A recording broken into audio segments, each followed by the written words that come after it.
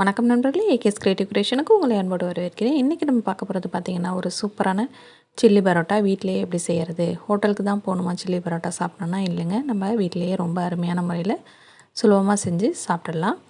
வாங்க இப்போ எப்படி பண்ணுறதுன்னு பார்த்துடலாம். அதுக்கு ஒரு பேனில் ஒரு ஸ்பூன் அளவுக்கு எண்ணெய் சேர்த்துருக்கேன். இப்போ ஒரு 3 பரோட்டாவை நல்லா சின்ன சின்ன பீசஸாக கட் பண்ணிவிட்டு இந்த எண்ணெயில் சேர்த்துட்டு நல்லா கொஞ்சம் அது கிறிஸ்பி ஆகிற அளவுக்கு வறுத்துட்டு அதை வேறு ஒரு பிளேட்டுக்கு மாற்றிங்க. இப்போ அதே பேனில் இன்னொரு ஸ்பூன் அளவுக்கு எண்ணெய் சேர்த்துட்டு வெங்காயம் சேர்த்துடலாம். வெங்காயம் பார்த்திங்கன்னா இந்த மாதிரி ஷேப்பில் கட் பண்ணிங்க.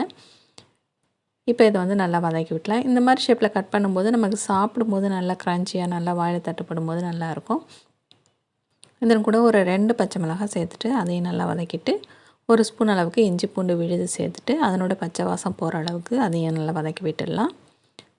இதன் கூட நல்ல பழுத்த தக்காளியாக ஒரு தக்காளி சேர்த்துட்டு அதையும் நல்லா வதக்கிடலாம். அதுக்கு முன்னாடி நம்ம சேனல் நீங்கள் இது வரைக்கும் சப்ஸ்கிரைப் பண்ணலாம். கீழே இருக்கிற இடத்துல சப்ஸ்கிரைப் டைமுக்கு சப்ஸ்கிரைப் பண்ணிவிடுங்க. கூடவே பக்கத்தில் ஒரு பெல் சிம்பிள் வரும், அதையும் ப்ரெஸ் பண்ணிவிடுங்க.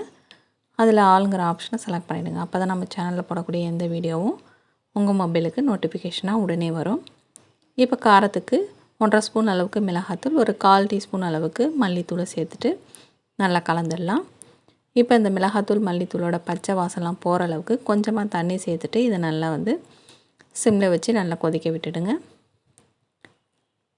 கொஞ்சம் நேரம் இது நல்லா கொதித்த பிறகு இதன் கூட பார்த்திங்கன்னா கொஞ்சம் உப்பு சேர்த்துறேன் நான். இப்போ அதையும் கலந்து விட்டுட்டு உப்பு பத்தலை, அதனால் நான் இன்னும் கொஞ்சம் சேர்த்துக்கிட்டேன். நீங்கள் உங்களுக்கு தேவையான அளவுக்கு உப்பு சேர்த்துங்க. இப்போ இதன் கூட 1 ஸ்பூன் அளவுக்கு டொமேட்டோ சாஸும் 1/2 டீஸ்பூன் அளவுக்கு சோயா சாஸும் சேர்த்துட்டு நல்லா கலந்துடலாம். இப்போ மசாலா நல்லா ஓரளவுக்கு நல்லா செமி கிரேவியாட்டம் வந்துருக்குது. ரொம்ப தண்ணியாகவும் இல்லை, ரொம்ப திக்காகவும் இல்லாமல் இந்த ஸ்டேஜில் நம்ம ஃப்ரை பண்ணி வச்சுருக்க பரோட்டாவை உள்ளே சேர்த்துடலாம். சேர்த்துட்டு மசாலாக்களை எல்லாம் நல்லா ஒன்றோட ஒன்று கோட் ஆகிற அளவுக்கு நல்லா கலந்து விட்டுடுங்க.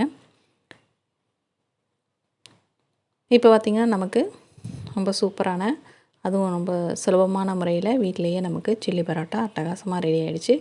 கண்டிப்பாக இதை போல் செஞ்சு கொடுத்திங்கன்னா குழந்தைங்கள்லேருந்து பெரியவங்க வரைக்கும் ரொம்பவே விரும்பி சாப்பிடுவாங்க. ஃபைனலாக கொஞ்சமாக மிளகுத்தூள் சேர்த்துருங்க. தேவைப்பட்டால் கொத்தமல்லி தலைகளையும் தூவி நம்ம பரிமாறிடலாம். இப்போ நமக்கு சூப்பரான சில்லி பரோட்டா சாப்பிட்றதுக்கு தயாராகிடுச்சுங்க. கண்டிப்பாக இந்த வீடியோ உங்களுக்கு ரொம்ப பிடிச்சிருக்குன்னு நினைக்கிறேன். பிடிச்சிருந்தால் மறக்காமல் ஒரு லைக் பண்ணுங்கள். உங்கள் ஃப்ரெண்ட்ஸ் ரிலேட்டிவ்க்கும் நம்ம வீடியோவை ஷேர் பண்ணி விடுங்க. முக்கியமாக கமெண்ட் செக்ஷனில் கமெண்ட் பண்ண மறந்துடாதீங்க. வேறு ஒரு இன்ட்ரெஸ்டிங்கான வீடியோட உங்களை மீண்டும் சந்திக்கிறேன்.